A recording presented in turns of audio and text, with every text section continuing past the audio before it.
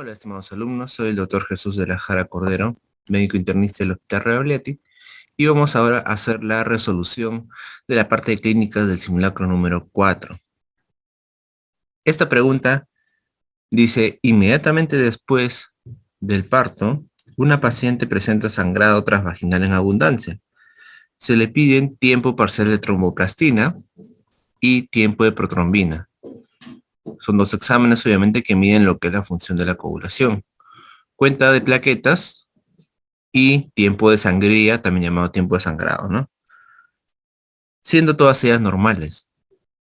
Selecciona de las siguientes opciones cuál es el diagnóstico más probable de la paciente. Miren que es una paciente que ha sangrado, ¿no? Por la vagina abundantemente y estamos queriendo nosotros saber cuál es la causa de este sangrado. Se le ha pedido entonces exámenes donde evaluamos el tiempo de protrombina y el tiempo parcial de tromboplastina. Como en realidad ambos factores han salido positivos, tanto el TP como el TTP han salido totalmente normales, entonces esto descarta un trastorno en el cual haya pues afectación de factores plasmáticos importantes que estén ligados sobre todo a la vitamina K, ¿no? ¿Cuáles son los factores ligados a la vitamina K? Pues acá recordemos que es el 2, el 7, el 9 y el 10, ¿no? Entonces, esos factores totalmente están normales, por lo tanto, no hay alteración de esos factores, ¿no? Ahí estamos descartando que hay un déficit del factor 7, por ejemplo, ¿no? El factor 13, doctor, ese de ahí no depende de la vitamina K, que desde luego ayuda para que se altere el TP, ¿no? Sobre todo.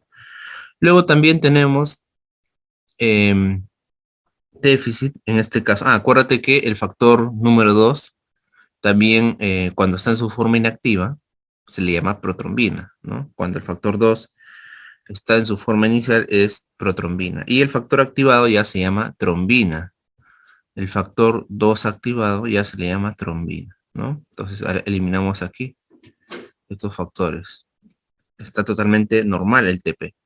Y por otro lado, el número de plaquetas. El número de plaquetas también se encuentra entre los rangos normales. Por lo tanto, podemos también ahí descartar que hay un déficit de la agregación plaquetaria, ¿no? La deficiencia del factor 3, en cambio, ¿sí? El factor 13 puede haber acá sin normalidad de los estudios laboratorios, que es justamente lo que tiene el paciente, ¿ya? Entonces la alternativa correcta en este caso sería, probablemente se trate de un déficit del factor número 13. Déficit del factor número 13.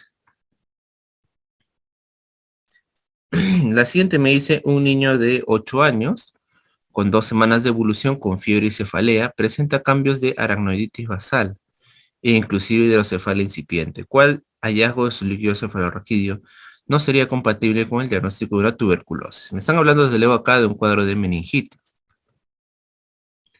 Cuando hablamos de meningitis, como les digo, para efectos de examen, siempre pensamos nosotros en cefalea y fiebre, ¿no? En la meningitis, desde luego, puede haber ausencia de fiebre, pero para efectos de exámenes casi siempre vamos a combinar estas dos variables, ¿no? Al paciente vamos a tenerlo con fiebre y el cuadro característico es la cefalea intensa, ¿no? Casi siempre es una cefalea que la cual el paciente no ha tenido y además también puede tener el paciente trastorno del estado de conciencia. Si el paciente tiene esto, yo voy a pensar prácticamente que se trata de una meningitis, una infección de las meningios. El paciente presenta aracnoiditis basal, que es, desde luego, va muy bien con el tema de la inflamación del aracnoides, y también tiene la hidrocefalia incipiente, que, acuérdate, la meningitis tiene muchas complicaciones, ¿no? La meningitis, acuérdate, tiene muchas complicaciones. Estas complicaciones pueden presentarse en el transcurso de la enfermedad. El paciente puede tener un síndrome hipertensivo endocranial como complicación. El paciente, como en este caso, puede tener hidrocefalia a veces, ¿no? Que es necesario incluso poder ponerle una válvula para poder drenar el líquido cefalorraquídeo en abundancia. Esa es la hidrocefalia. El paciente podría también presentar convulsiones, pero estas complicaciones aparecen en el curso de la enfermedad. A veces a algunos les da, a otros no, ¿no? La mayoría, por ejemplo, no les da hidrocefalia, pero es una complicación posible. Acá la pregunta, más que el caso clínico en sí, que ya está pues, ¿no?, diagnosticado, es el hallazgo del líquido cefalorraquídeo correspondiente a una meningitis tuberculosa, ¿no? Para eso nosotros vamos a poner acá entonces rápidamente los más importantes, que es la meningitis bacteriana, la meningitis tuberculosa, la meningitis viral y la meningitis fúngica, ¿no?, que es ocasionada por hongos. Y tenemos que ver algunas características como son células, la presencia de proteínas, la glucosa del paciente, ¿no?, del líquido cefalorraquídeo. Acuérdate que los hallazgos clásicos en la meningitis aguda bacteriana, cuya causa más frecuente, si les preguntan, ya saben ustedes qué es Streptococcus pneumoniae. La causa más frecuente es Streptococcus pneumoniae. Entonces, las células, normalmente va a haber miles de células, más de 1000, 5000, en la bacteriana, en el líquido cefalorraquídeo, y predominio de polimorfonucleares. Polimorfonucleares con neutrófilos. La presencia es predominantemente de polimorfonucleares en la bacteriana. Las proteínas siempre van a estar muy elevadas. Las proteínas van a estar muy elevadas en el líquido cefalorraquídeo, ¿no? Eso es lo anormal, es que las proteínas estén elevadas. A eso le llamamos hiperproteinorraquia. Hiperproteinorraquia. Muy bien. Y la glucosa va a estar baja, que es lo anormal. A eso le llamamos hipoglucorraquia, ¿no? Hipoglucorraquia. ¿Ya? Entonces acá ponemos glucosa muy baja, glucosa muy disminuida. En la tuberculosis, doctor, ¿cómo va a estar? Acá va a haber presencia de células, pero en este caso predominio mononuclear, o sea, linfocitos. El predominio va a ser ya no de los polimorfonucleares, sino de los mononucleares. Y las células van a estar más o menos de 100 hasta 500, ¿ya? Máximo va a ser 500 hasta 800. En la tuberculosis las células en total van a llegar hasta máximo de 500 u 800. Las proteínas también van a estar elevadas y la glucosa también va a estar baja. ¿Ok? Doctor, en la viral, mira que en la viral es algo parecido también. Acá vamos a tener de 100 a 500 células, a predominio también mononuclear. Las proteínas, en el caso de la viral, pueden estar normales y la glucosa también puede estar normal. ¿Ya? En el caso de la fúngica, acá también vamos a tener células, generalmente aquí no van a pasar de 50 o 100, de 50 a 100, a predominio también de mononucleares, y las proteínas van a estar ligeramente elevadas, con una glucosa que puede estar elevada, perdón, que puede estar baja o que puede estar normal. ¿Ya? Eso es lo característico de los líquidos cefalorraquídeos que puede encontrar en cada caso. Entonces, lo que va bien está todo lo que dice ahí, la proteinorraquia elevada, la glucosa baja, consumida. El VAR es el BK del líquido cefalorraquídeo. Dice negativo, doctor. Obviamente lo que esperable es que sea positivo, sí.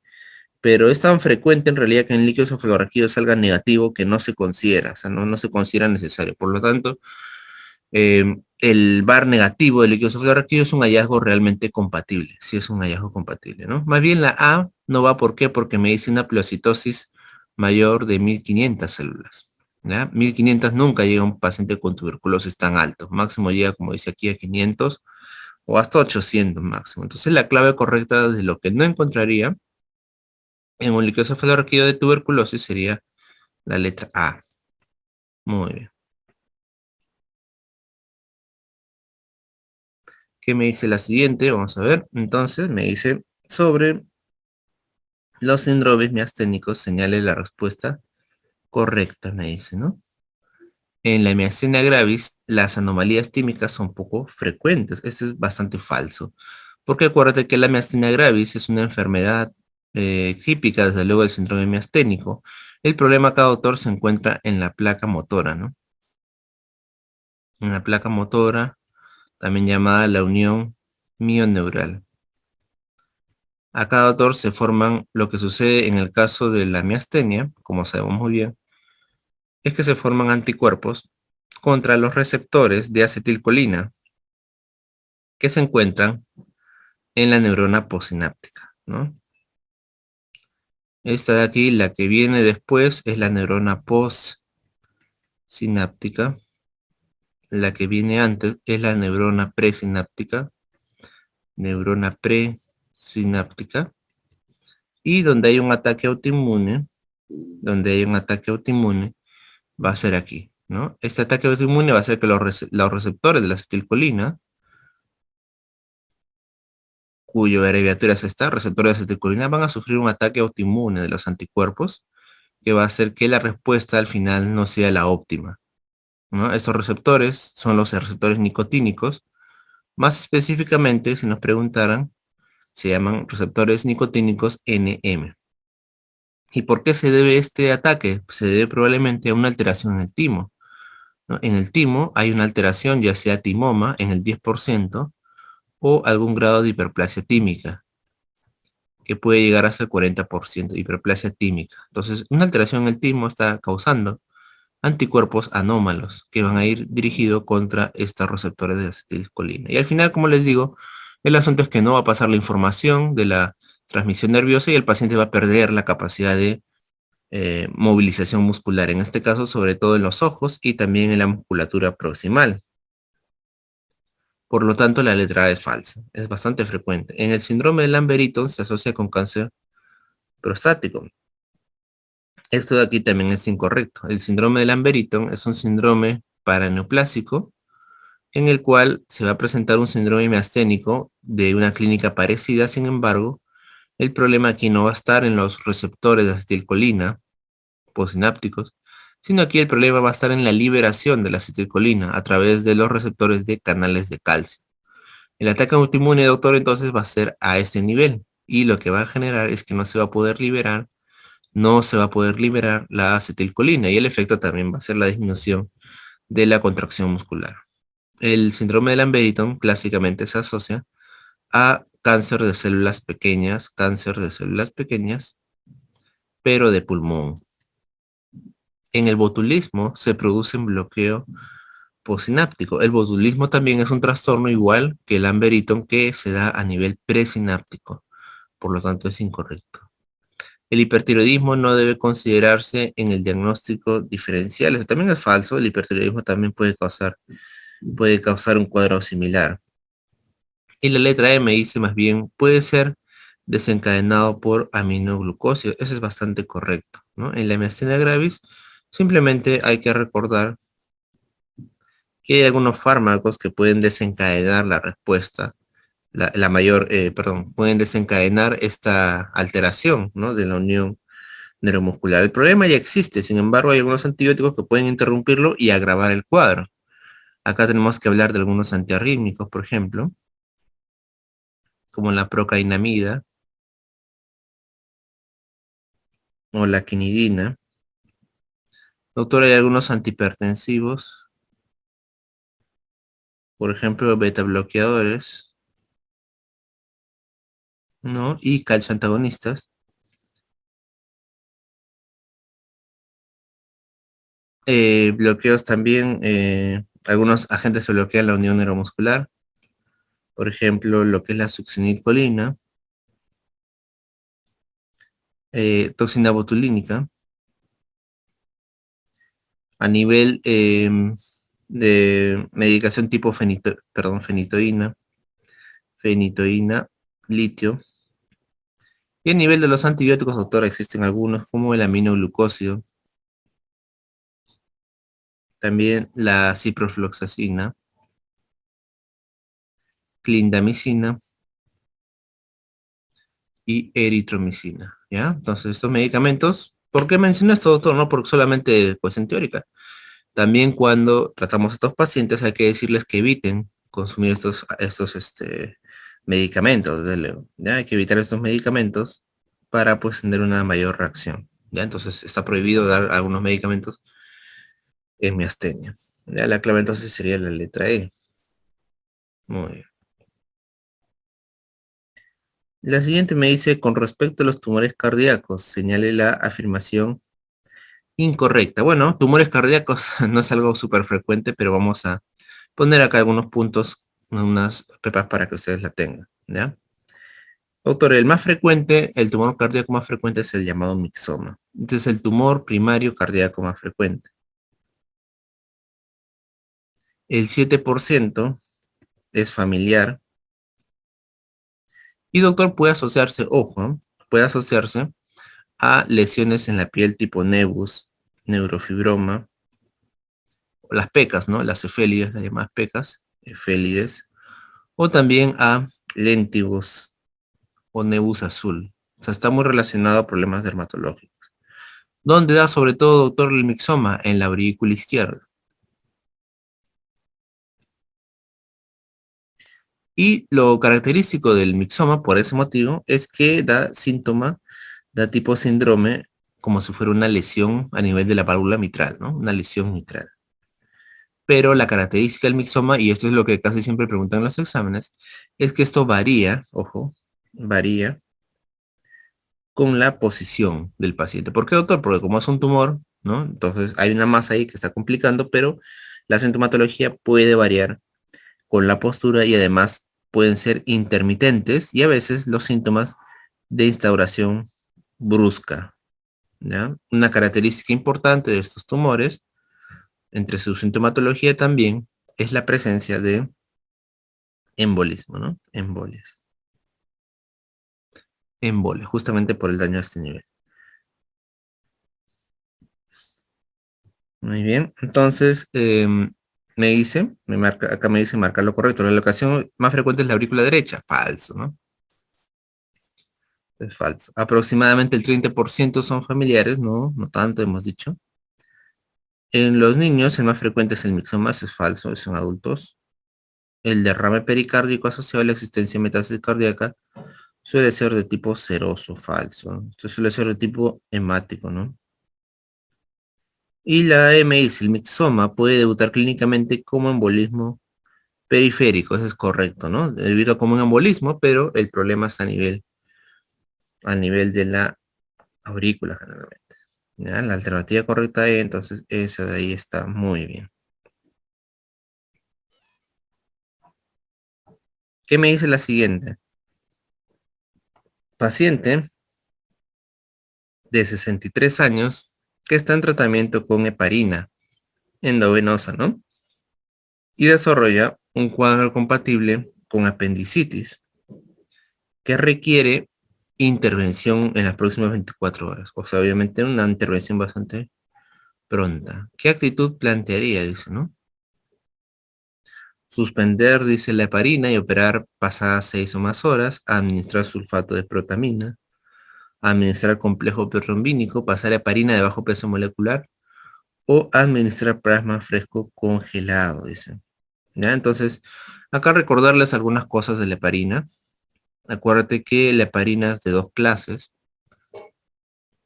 Tenemos por un lado, doctor, tenemos por un lado lo que es la heparina sódica y por otro lado tenemos la heparina fraccionada, ¿no? O la heparina de bajo peso molecular. Heparina de bajo peso molecular. A la heparina sódica, perdón, también se le dice no fraccionada.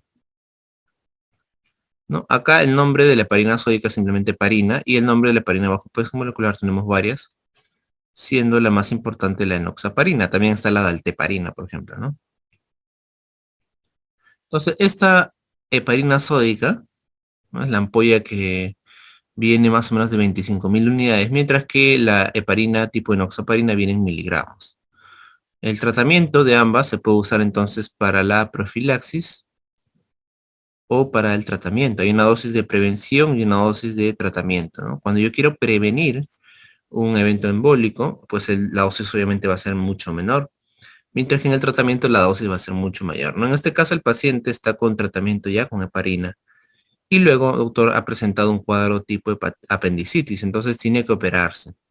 ¿Cuál es la solución? La mejor solución para un paciente que debe entrar a sala debe ser la administración del plasma fresco congelado. ¿Por qué, doctor? Porque este plasma fresco congelado tiene, obviamente, lo que son los factores de la coagulación.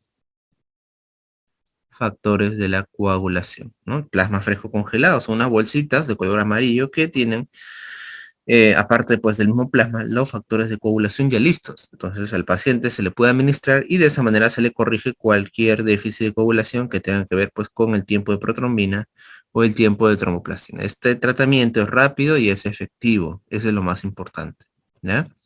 Es cierto que tenemos el sulfato de protamina, pero eso en realidad es un antídoto a la heparina, ¿no? Es un antídoto que se utiliza pues en altas dosis de pacientes, ¿no? En este caso no tenemos una alta dosis de heparina en realidad, no estamos pues ante una intoxicación de heparina, sino simplemente le queremos corregir al paciente el posible trastorno de coagulación hecho por el tratamiento, ¿ya?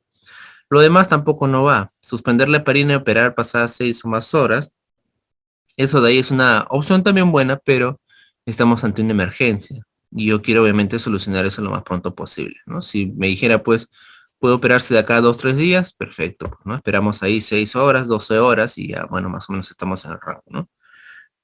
Y el complejo protrombínico, por ejemplo, este de aquí, es la octopamina, que es lo que tenemos en UCI, es un complejo que utilizamos en pacientes bastante reacios, graves, a corregir el trastorno de coagulación. Si le hemos administrado al paciente vitamina K, plasma, etcétera, y aún así no corrige, pues ahí se podría usar complejo octotrombina. Pero no es un tratamiento que se use del inicio de elección. Ya es un tratamiento que se reserva para algunos casos. Pasar heparina de bajo peso muscular tampoco desde luego es la solución, ¿no? Y hemos visto que la heparina y la enoxaparina tienen la misma más o menos, el mismo perfil y el mismo objetivo. ¿Okay? Entonces la respuesta correcta, doctor, sería en estos casos de emergencia. En estos casos de emergencia sería la letra E, administrar plasma fresco congelado. Muy bien. La siguiente me dice, paciente varón de 22 años con neumotórax, atención, disnea y palidez. ¿Cuál es el tratamiento más adecuado? Es la pregunta, ¿no? Esta es una pregunta en realidad bastante sencilla. Acuérdense que en el caso del neumotórax, el neumotórax, doctor, es la presencia de aire dentro de la pleura. Ojo. Entonces los pulmones, desde luego, deben tener aire dentro, ¿sí? Los pulmones deben tener aire dentro. Por eso que, por ejemplo, en la radiografía lo vamos a ver el pulmón bastante negro, ¿no? Bastante negro. Sin embargo, la superficie que lo rodea de tejido conectivo, que es la pleura, debe tener en su interior, o sea, entre la pleura y entre ambas pleuras, entre la pleura parietal, la visceral y el pulmón, debe haber pues una presión negativa. Quiere decir que es un espacio teóricamente vacío, ¿no? Que más bien está, como decirlo, chupado por el tema de la presión negativa. Pero ¿qué pasa cuando esta pleura, por algún motivo, empieza a llenarse de aire, ¿no? Mayormente un traumatismo externo, ¿no? Un traumatismo externo puede empezar a llenarse de aire. Y entonces, miren, entonces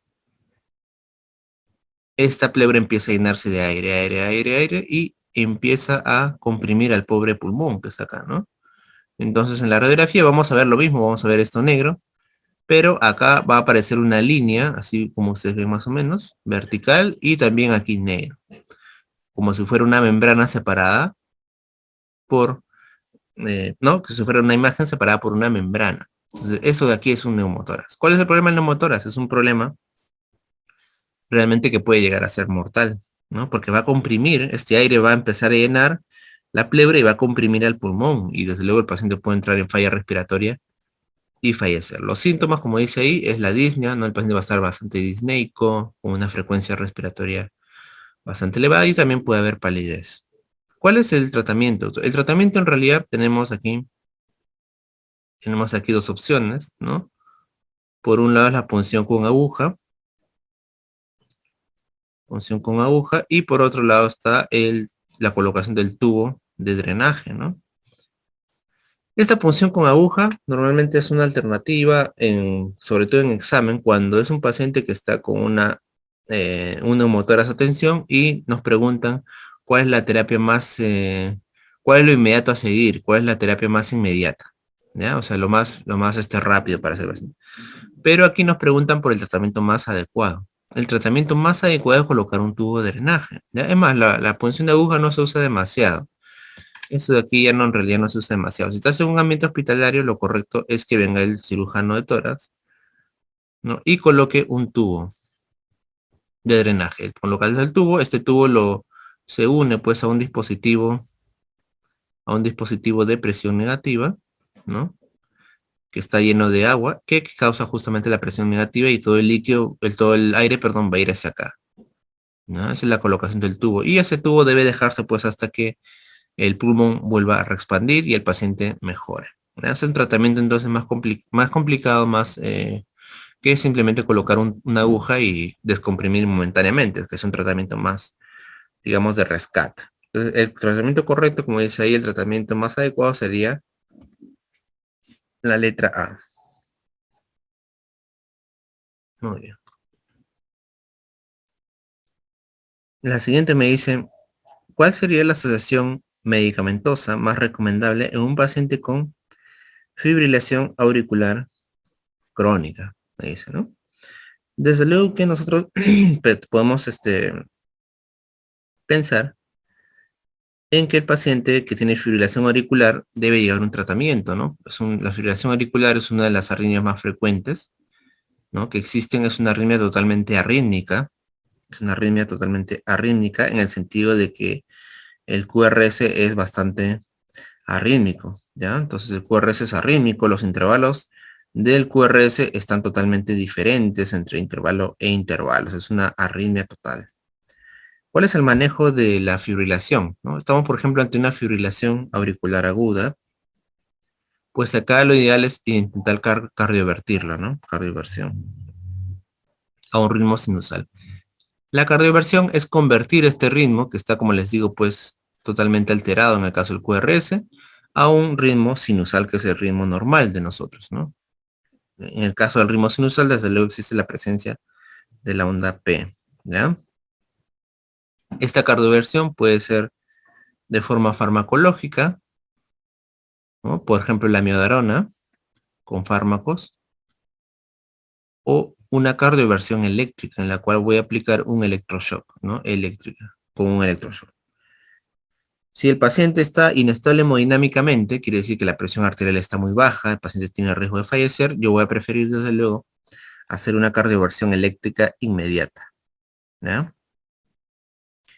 Y además también es importante mencionar que si el paciente pues ya tiene más bien una crónica, ¿no? En este caso normalmente antes de hacer una cardioversión, si es que la vamos a hacer, tenemos que evidenciar que no haya trombos. Para eso le hacemos un ecocardio para descartar si hay trombos. Y si no hay trombos, entonces le puedo cardiovertir. Si es mi intención, ¿no? Y la otra posibilidad, hablamos pues en este paciente también hay que ver la anticoagulación, ¿no? Paciente con fibrilación auricular tiene un alto riesgo de quedar autor de formar émbolos, ¿ya? La alteración del ritmo hace que el corazón no lata bien y por lo tanto en la sangre, cuando la sangre no circula por el cuerpo, ¿qué pasa? Se puede formar coágulos y eso produce embolismo. Para eso entonces en estos pacientes se da anticoagulación. Y a los agentes que se usan para la anticoagulación se les llama dicumarínicos. Dicumarínicos, ¿no? Como el caso de la warfarina, por ejemplo. ¿Ya? Como el caso de la warfarina. Y por otro lado, para la cardioversión podemos utilizar también lo que son medicamentos pues tipo amiodarona, ¿ya? Medicamentos de tipo amiodarona. O en todo caso también podemos, en algunos casos como que tiene fibrilación auricular crónica, solamente buscar el control del ritmo. Quiere decir que no voy a buscar acá totalmente cardiovertirlo, sino controlar, perdón, la frecuencia, ¿no? Una cosa es la control de la frecuencia y otra es el ritmo. El ritmo, desde luego, son los medicamentos para cardiovertir, mientras que solamente la frecuencia puedo utilizar, por ejemplo, también digoxina. ¿Ok? Entonces, para eso puedo usar digoxina o también metabloqueantes. Pero la alternativa que me tiene esa combinación, tanto de anticoagulación como control de la frecuencia, pues de los que me presentan ahí, solamente tenemos como posible alternativa la letra A, ¿no? Digital y uso de dicumarínicos. Muy bien.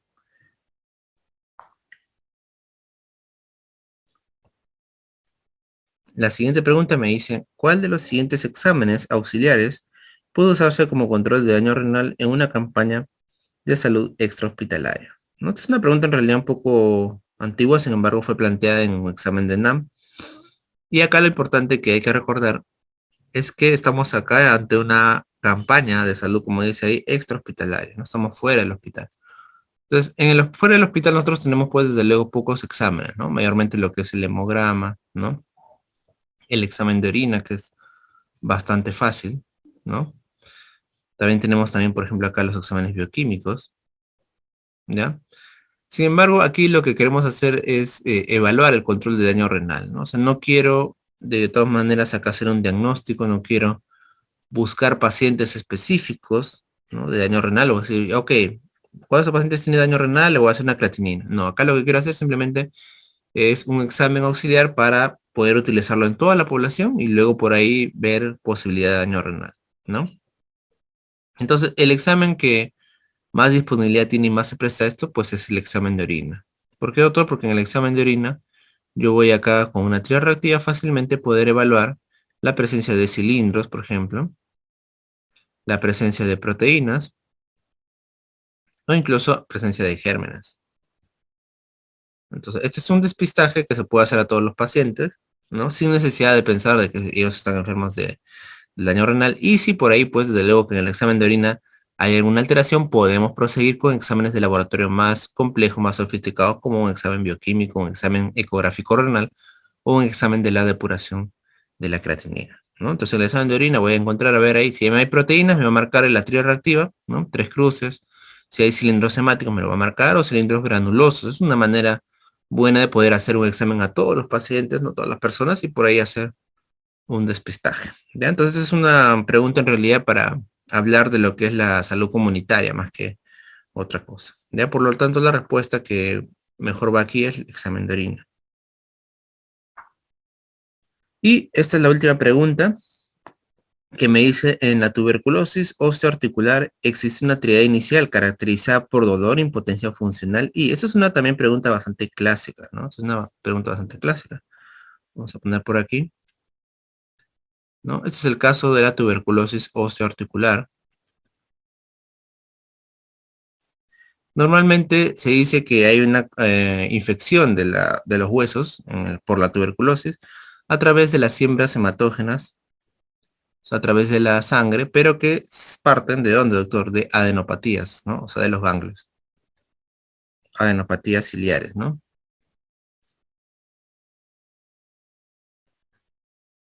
Entonces, a partir de aquí, el Mycobacterium puede ir hacia los huesos y depositarse, pues, ¿no?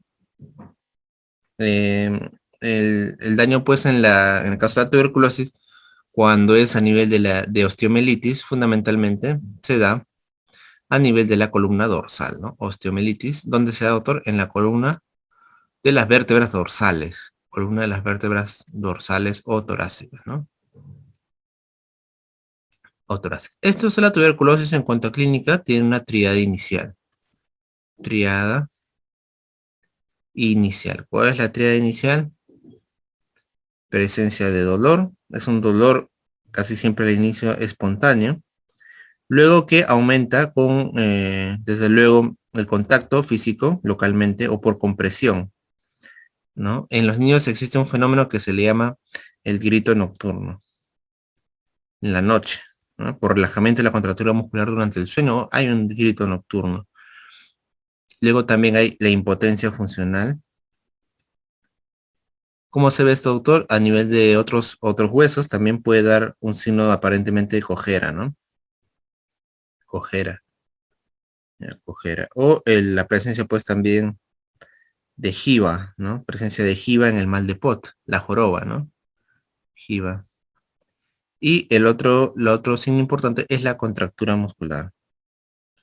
La contractura muscular va a provocar posiciones viciosas en las articulaciones y con el tiempo rigidez de las mismas, ¿ya? Provoca posiciones viciosas en las articulaciones y con el tiempo la rigidez de la misma. Luego viene una llamada triada intermedia. Vamos a poner acá, en la evolución de la enfermedad, ¿no? Triada intermedia. ¿Qué va a haber acá, doctor? Allá acá ya va a haber la presencia de posiciones viciosas, atrofia muscular y tumefacción de las partes blandas, ¿no? Tumefacción de partes blandas. Y finalmente aparecen los llamados síntomas tardíos. Ya esos síntomas obviamente se va a ver en un paciente que ya tiene varios, ¿no? Meses de daño, incluso años. ¿Qué va a aparecer? Otro puede aparecer abscesos, ¿no? Pero ese absceso se le llama absceso frío. ¿Qué más? Puede haber fístulas, ¿no? Puertas de escape, como si fueran túneles, ya sean ustedes pequeños, en el cual va a salir el calcio, ¿no? O sea, desde el hueso, doctor, se forma una fístula y sale el contenido por la piel, eso se llama fístula, ¿no? Y aparecen luego deformaciones,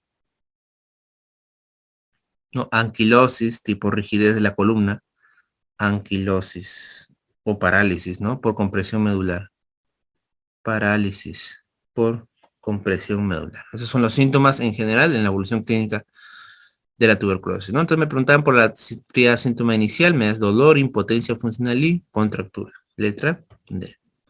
Bueno, eso ha sido todo y nos vemos en otra ocasión.